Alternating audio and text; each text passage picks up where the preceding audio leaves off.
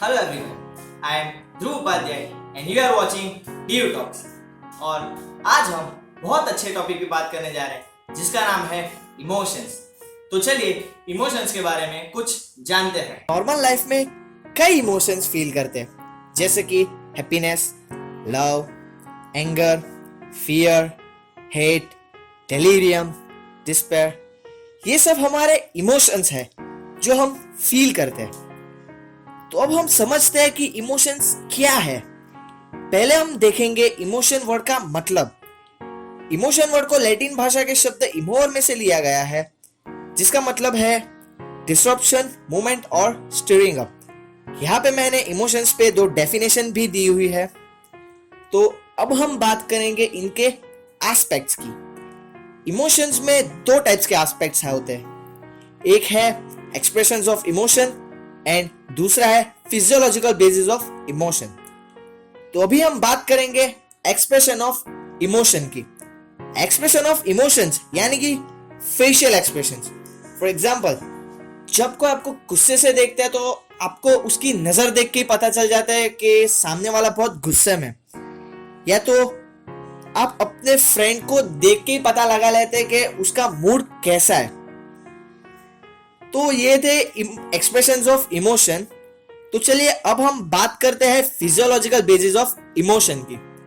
Physiological basis of emotion यानी कि जब हम कोई इमोशन फील करते हैं तो उसकी असर हमारे नर्वस सिस्टम पे होती है और हमारा बॉडी उस इमोशन के हिसाब से हमें रिएक्ट करता है।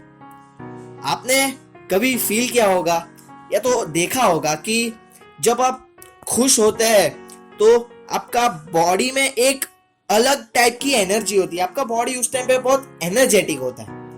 या तो फिर आप जब सैड होते हैं या सैड फील करते हैं तो आपने देखा होगा कि आपका बॉडी बहुत थका हुआ महसूस करता है।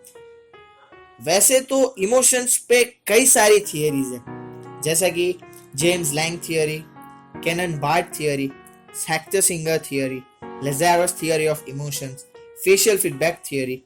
अगर आपको इन थियरीज के बारे में डीप में जानना है तो आप मुझे कमेंट बॉक्स में कमेंट कर सकते हो। तो अब हम बात करेंगे टाइप्स ऑफ इमोशंस की। 2 टाइप्स के इमोशंस होते हैं, positive emotions, negative emotions.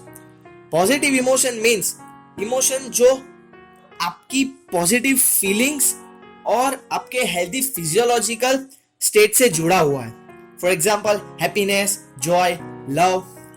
Negative emotion means के जो एक इमोशन जो हमारे नेगेटिव फीलिंग और पुअर फिजियोलॉजिकल स्टेट से जुड़ा हुआ है। For example, anger, fear, jealousy, hate. तो अब हम बात करेंगे कि हमें इमोशंस क्यों कंट्रोल करने चाहिए। भगवत गीता के 2nd अध्याय के 48 श्लोक में लिखा हुआ है, समत्वम योग उच्यते। यानी कि हमारी लाइफ में हमें इमोशंस को कंट्रोल करना बहुत जरूरी है। अगर हम इमोशंस को बार बार और हद से ज्यादा एक्सपीरियंस करते हैं तो वो हमारे मेंटल एंड फिजिकल हेल्थ के लिए बहुत हार्मफुल होता है। अगर आप हद से ज्यादा पॉजिटिव इमोशन फील करते हैं तो आप मैनिया जैसे मेंटल डिसऑर्डर का शिकार बन सकते हो। अगर आप ज्यादा नेगेटिव इमोशंस फील करते हैं तो आपको acidity, stomach ulcer, cancer, heart attack जैसी बीमारियां हो सकती है। और अगर हद से ज्यादा नेगेटिव इमोशंस फील करते हो तो आप ब्रेन हेमरेज जैसी भी बीमारियों का शिकार हो सकते हैं। तो इसीलिए हमें हमारे इमोशंस को कंट्रोल करना बहुत जरूरी है। हमने ये तो देख लिया कि हमें इमोशंस कंट्रोल करना जरूरी क्यों है। तो अब देखते हैं कि हम इमोशंस कंट्रोल कैसे कर सकते हैं। तो मैंने यहाँ पे कुछ पॉइंट्स दिए हुए हैं, जिनमें से पहला है increasing self awareness. Self awareness सिर्फ इमोशन कंट्रोल के लिए जरूरी नहीं, बट हमारे ओवरऑल सेल्फ डेवलपमेंट के लिए भी बहुत जरूरी है। क्योंकि जब हम खुद को जानने लगते हैं और समझने लगते हैं तो हमारे इमोशंस को कंट्रोल करना हमारे लिए बहुत इजी बन जाता है। Developing self observation.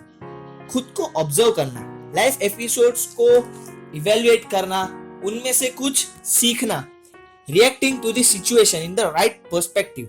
मतलब इफ आपके सामने कोई सिचुएशन आ जाती है तो शांति से सोच के उस पर रिएक्ट करो, डायरेक्ट रिएक्ट मत करो, क्योंकि उसका वो रिएक्शन का रिजल्ट कभी बुरा भी हो सकता है। Be an ideal of self. Gautam Buddha ने कहा था कि आत्मदीपो भव, यानी कि खुद में से ही प्रेरणा लो। किसी का इंतजार मत करो कि कोई आएगा मुझे इंस्पायर करेगा, खुद में से ही इंस्पिरेशन लो। फिर है intellectual and positive evaluation of the episode. हमारे जो लाइफ के प्रॉब्लमेटिक एपिसोड्स है उनको पॉजिटिवली इवैल्यूएट करो और उनमें से कुछ सीखो। फिर है डेवलप क्रिएटिविटी। हमें ऐसी क्रिएटिव चीज करनी चाहिए जिसमें से हमें मजा आए, जिसमें से हमें खुशी मिले, मेंटल पीस मिले।